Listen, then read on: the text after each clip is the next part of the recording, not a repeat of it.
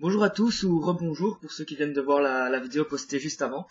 J'ai remarqué aussi qu'il y avait un petit problème de son et je sais absolument pas d'où ça vient. J'ai essayé de modifier un peu partout, donc je sais pas si là ça avait l'air d'aller mieux, mais j'en suis pas certain en fait. Ce que je vais faire, c'est que je vais faire la vidéo comme ça, je regarderai après, sinon j'essaierai de trouver une solution quand même pour les vidéos de demain. Parce que c'est vrai que c'est moins cool quand t'as un petit écho et tout comme ça fait pas un pro en plus. Voilà. Euh, on va enchaîner sur le thème de cette vidéo. Il s'agit du cycle d'Oz. J'avais envie de faire une nuit blanche sur le cycle d'Oz. Donc j'ai lu le premier volume, le volume 1, qui reprend donc le magicien d'Oz, celui que la plupart des gens connaissent, euh, et qui comprend aussi le tome 2. Parce qu'il faut savoir, et que peu de personnes savent, euh, que le cycle d'Oz comprend 14 romans, donc pour les jeunes, qui ont été écrits par Lyman Frank Baum, alors que tout le monde ne connaît que le Magicien d'Oz et les suites sont peu connues, en tout cas en France, pour une raison déjà principale, c'est que les suites n'ont jamais été traduites jusqu'à présent. Et aujourd'hui, on a la chance d'avoir des éditions Cherche Midi qui ont décidé de republier, de publier en tout cas en France ces romans traduits dans leur intégralité. Et voilà, donc ils avaient commencé en 2012, je crois. Puis ils avaient enchaîné en... Enfin, ça c'est un par an, donc celui-là est sorti fin 2013. Enfin, je crois, si je me trompe pas. Et ils avaient prévu aussi de sortir celui-ci en 2014, sauf qu'il vient de sortir juste maintenant ici, fin 2015. Moi j'avais vraiment peur ils arrêtent la publication. Je ne sais pas pourquoi ils ont mis autant de temps pour publier ce troisième volume. Et donc j'avais même un peu peur qu'ils arrêtent, je sais pas, faute de vente peut-être. Parce que je sais que le premier était sorti avec la sortie du film Le Monde Fantastique d'Oz. Euh, donc le film d'ailleurs, je n'en parlerai même pas tellement je le trouve loin du véritable cycle d'Oz. Hein. Là, ils ont un peu tout inventé dans le monde fantastique d'Oz, même si le film n'est pas si mal foutu que ça, mais bon, il est quand même assez infidèle au roman original. Donc, j'étais un peu déçu à ce niveau. Sinon, donc, le magicien d'Oz, tout le monde connaît, c'est un monument de la culture américaine. Et donc je vais un peu plus rester sur le deuxième roman, la suite, parce que finalement c'est celui que personne ne connaît. Donc la suite s'appelle Le merveilleux pays d'Oz.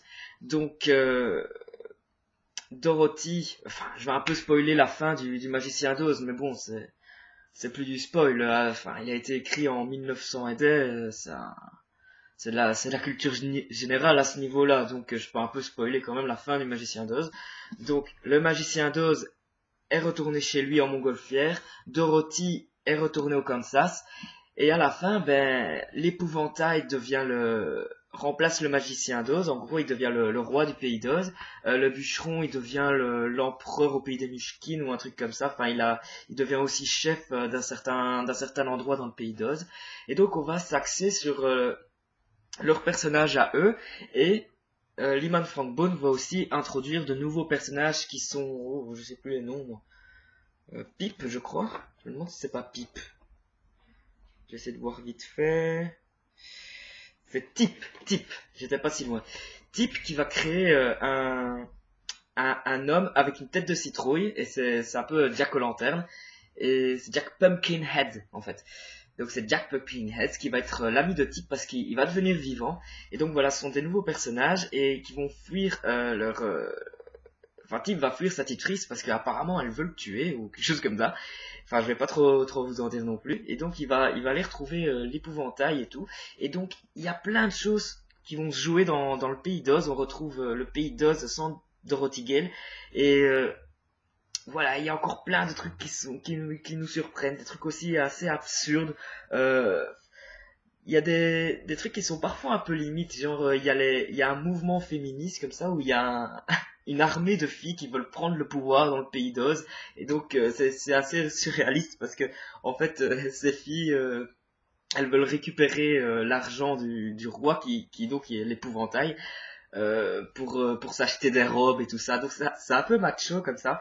Mais après réflexion, je me suis dit que c'est pas si macho que ça parce que au final, tout le monde est ridicule au Pays d'Oz. Le Pays d'Oz, c'est un peu une caricature de notre monde à nous. Et enfin, que ça soit les hommes, les femmes, enfin, tout le monde est caricaturé. Tout le monde est un peu débile. Il y a des situations totalement absurdes. Il y a des passages qui sont très très bien écrits, qui font vraiment rire. En tout cas, qui me font sourire tellement voilà, c'est plein de naïveté, de bonne volonté, mais en même temps, c'est assez intelligent. T'as une certaine absurdité qui fait passer certains messages. Et voilà, ça a été écrit il y a plus de 100 ans, ces histoires-là, donc et c'est pas démodé pour autant. On peut encore faire des analogies entre le monde d'Oz et le monde d'aujourd'hui, ici en 2016 maintenant. Et voilà, je trouve pas ça dépassé du tout. Je trouve que la suite n'est pas inférieure au roman original, Le Magicien d'Oz. Je trouve que la suite c'est autre chose. Il y a des nouveaux personnages, il y a des nouveaux enjeux qui se mettent en place. C'est un peu plus politique aussi. On voit que le roman est un peu plus politisé que ne l'était le premier tome. Mais voilà, c'est un peu différent. Il y a d'autres choses qui se passent. Mais j'étais agréablement surpris parce que moi j'avais un peu peur que, vu que ça n'avait jamais été traduit en français, que les suites soient nulles en fait. Et je n'ai pas trouvé que c'était le cas. Donc je vais bientôt me mettre au volume 2. Je vous en parlerai dès que je l'aurai lu. Ainsi que le volume 3, on retrouve plein de nouveaux personnages. Apparemment, il y a TikTok, l'homme mécanique, le Nomès, on va retrouver. Ah oui, il y a aussi quelque chose que j'ai lu en allant sur des sites qui en parlaient, c'est que on va retrouver des personnages, par exemple, des personnages du tome 2, on va pas le voir pendant le tome 3 et tome 4, mais on va le retrouver après dans le tome 5. Donc voilà, il y a des personnages qui s'en vont, qui viennent. Il y a, je sais plus quel tome, Dorothy Gale va revenir au Pays d'Oz. Voilà, et donc il y a des personnages qui disparaissent, mais qui reviennent après. Donc ça met un peu de rythme un peu entre les tomes. On est content de retrouver certains personnages, après on est triste qu'ils repartent, mais on se dit ouais, ils vont peut-être revenir plus tard. Et voilà, j'aime vraiment un peu cet esprit là où on amène de nouveaux personnages, mais qu'on fasse aussi revenir de temps en temps ceux d'avant, qui vont interagir avec des nouveaux personnages et tout. Je trouve ça assez sympathique.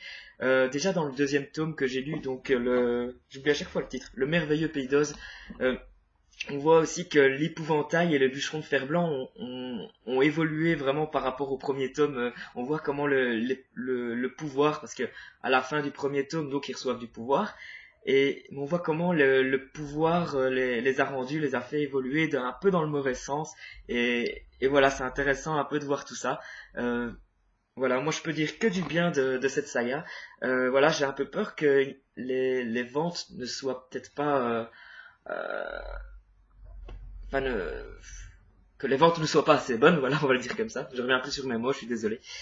Donc, j'espère qu'avec cette vidéo je sais pas, d'habitude mes vidéos font une centaine de vues, un truc comme ça.